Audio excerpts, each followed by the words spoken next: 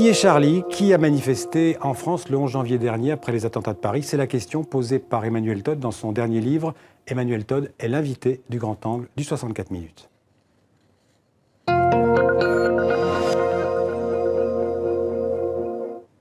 Bonsoir Emmanuel Todd. Bonsoir. Alors je vous présente d'abord en quelques mots. Vous êtes historien, sociologue, vous êtes aussi le fils du grand journaliste Olivier Todd, pour ceux qui l'ont connu. Vous avez écrit une vingtaine de livres, parmi lesquels je citerai Après l'Empire, Le mystère français et l'invention de la France, plus récemment.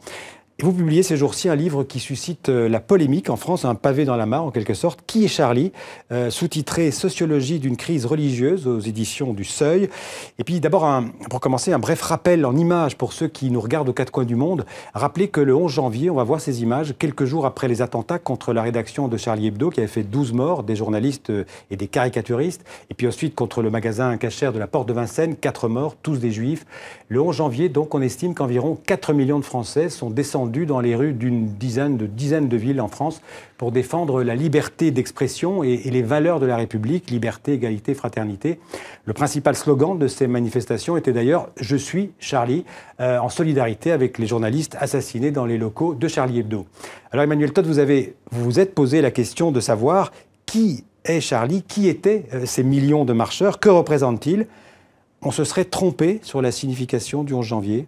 Oui, c'est-à-dire que le livre, il y a une introduction un peu sévère sur la belle vision qu'avaient d'eux-mêmes les manifestants et sur l'idée de liberté, d'égalité. Je dis que c'est tout à fait autre chose, mais le fond du livre est une analyse sociologique. C'est un effort pour passer de l'émotion à la compréhension de ce qui s'est vraiment passé. Et j'y suis passé, je dirais, le 12 janvier, en voyant la carte publiée par le journal Libération, je dirais, du nombre des manifestants dans toutes les villes de France. C'est-à-dire, au premier coup d'œil, j'ai vu qu'il y avait quelque chose qui clochait.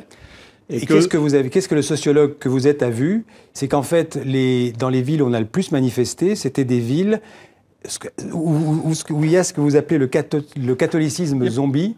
Il y a plusieurs variables. C'est-à-dire que ce que j'ai vérifié, c'est des choses que les gens sur place ont vues. C'est-à-dire que c'était des cadres et professions intellectuelles supérieures, que les jeunes d'origine maghrébine des banlieues n'étaient pas dans la manifestation. Et ça, je le repère et le vérifie par la cartographie, par des analyses de corrélation statistique absolument standards dans les sciences sociales d'aujourd'hui. Mais j'ai, je dirais, une autre variable, c'est l'imprégnation religieuse des régions. En fait, parce que les gens ne savent pas tous, les gens pensent que la France, c'est la France, et puis que tout le monde est français, ce qui est exact, en un certain sens. Mais en fait, historiquement, depuis le milieu du XVIIIe siècle, il y a deux Frances. Il y a une France centrale, laïque, égalitaire, où la pratique religieuse a, s'est effondrée dès les années 1730-1740, et puis immédiatement après, elle a fait la Révolution. Donc c'est le bassin parisien, la façade méditerranéenne. Et il y a une deuxième France qui est restée catholique, qui s'est battue pour le catholicisme, qui s'est battue contre la République, je veux dire, contre la liberté et l'égalité, contre la liberté d'expression. Et c'est là qu'on a le plus manifesté. Voilà, et donc il y a quelque chose qui cloche, en fait, pour le sociologue. Et je crois que c'est ça qui choque beaucoup dans mon livre. Je fais bref, donc les manifestants, selon vous, ne défendaient pas consciemment ou inconsciemment la liberté d'expression, mais c'était plutôt une expression d'un rejet de l'islam, et vous allez jusqu'à dire une certaine forme d'islamophobie. Oui, alors ça, de toute façon, c'était manifeste dans l'objet de la manifestation. Si vous vous réunissiez à 4 millions pour définir comme priorité la société française, avec ses 10% de chômage, sa paralysie totale sur le plan économique, dire que la priorité, c'est de blasphémer sur Mahomet. Moi, je suis partisan du droit au blasphème. Je veux dire, ce à quoi je m'oppose, c'est l'idée que c'est la priorité nationale. Je vous cite page 87, vous dites exactement ça. Vous dites « Des millions de Français se sont précipités dans les rues pour définir comme besoin prioritaire de leur société le droit de cracher sur la religion des faibles ». Cracher sur la religion, c'est fort. Oui, mais c'est quand même, je veux dire, quand les caricatures de Mahomet, c'est ça. Mais je ne voudrais pas m'appesantir là-dessus, parce que c'est pas ça. Ce qui est important, c'est, je dirais, le non-rapport entre la représentation des manifestants par eux-mêmes, qui étaient des gens sympas d'ailleurs dans leur façon d'être, des gens des classes moyennes civilisées, des gens de mon monde, mais qui ne représentaient pas toute la France. Qui ne représentaient pas toute la France et qui se pensaient comme défenseur de la liberté et de l'égalité. Alors, en pratique, la manifestation a été une manifestation d'exclusion, puisque les ouvriers n'étaient pas là, relégués hors des grandes villes, même géographiquement maintenant.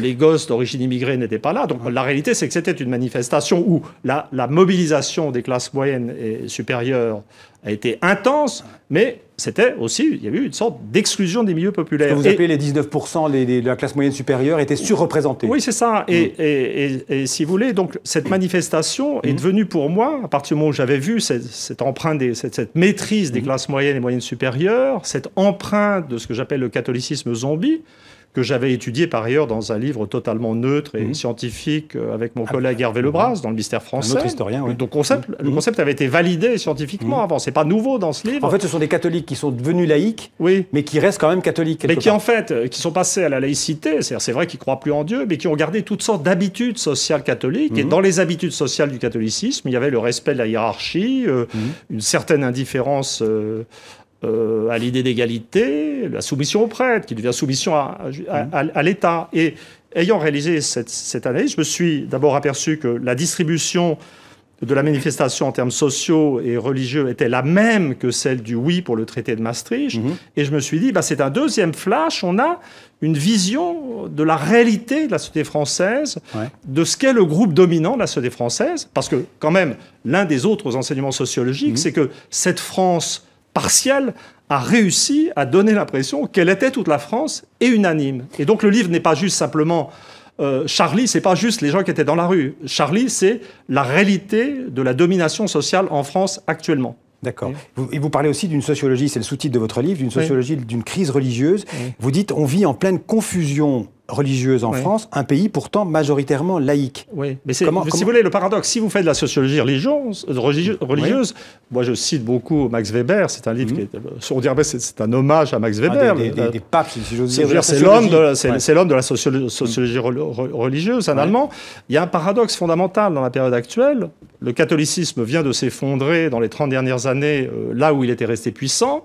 Il a rejoint, ces régions-là ont rejoint, avec leur style particulier, les 2 tiers de la France qui étaient déjà déchristianisés. Et donc, on a une France qui découvre l'irreligion totale, en un sens. Et quant aux musulmans de France, le niveau de pratique est un peu plus élevé.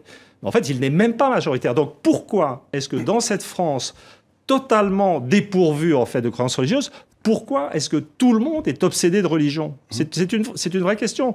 Et donc, la réponse la plus générale, c'est que moi, je suis tout à fait agnostique. Je suis tout à fait agnostique et sans croyance religieuse. C'est que c'est pas évident pour une société de vivre absolument sans croyance religieuse. Donc, vous avez à la fois une analyse de la domination des classes moyennes et une analyse du malaise, en fait, de l'anxiété métaphysique et religieuse des classes moyennes. Et ce malaise religieux, il pourrait s'exprimer par de l'islamophobie et peut-être aussi par de l'antisémitisme. C'est-à-dire, la tradition française, c'était le gros de la France. Les 2 tiers de la France sont laïcisés. Pas athées, les gens étaient agnostiques et anticléricaux, mais le mot athéisme tel qu'on l'emploie aujourd'hui n'est pas du tout dans le style de la Troisième République. Laïcisé comme ancien catholique, en fait, c'est ça. Donc vous aviez ces 2 tiers, et puis arc-boutés contre 1 tiers du territoire national qui était tenu par l'Église. Et donc, en un certain sens, l'Église était toujours là pour donner un sens à la vie des gens qui n'y croyaient plus.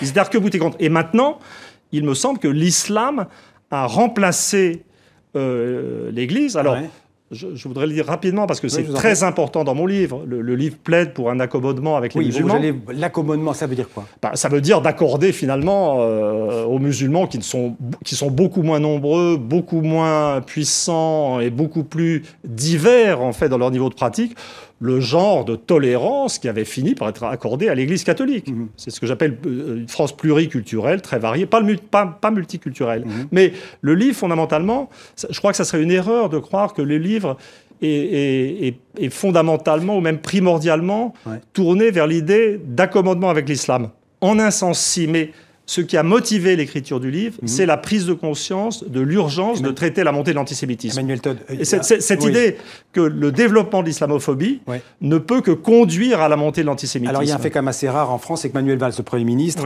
en personne, il a réagi à votre livre, il est un peu en polémique avec vous en ce moment. Il a dénoncé une imposture, votre pessimisme et carrément votre haine de la France. On l'écoute très brièvement et vous réagissez après. Je crois qu'il ne faut pas répondre à ce type de propos qui déshonorent leur auteur. Et j'ai lu le livre, c'est pour ça que je me suis exprimé hier dans Le Monde. C'est une manière de lui répondre, pas seulement à lui, mais à tous ceux qui, au fond, ont une forme de haine de soi et de la France. Alors sont des mots durs. Vous avez une haine de la France? C'est extrêmement simple. J'ai été attaqué brutalement dans cette tribune qui était plus complète et plus variée que l'extrait, qui était une réponse et qui était les mots les plus forts, probablement. Et donc j'ai été attaqué. Donc un intellectuel français est attaqué par un chef partiel de l'exécutif français avec une grande brutalité. Donc j'ai répondu à un niveau égal de brutalité, parce que j'estime que les intellectuels français n'ont pas à être embêtés dans leur travail par le chef de l'exécutif. Mais pour moi, le débat est clos et c'est fini.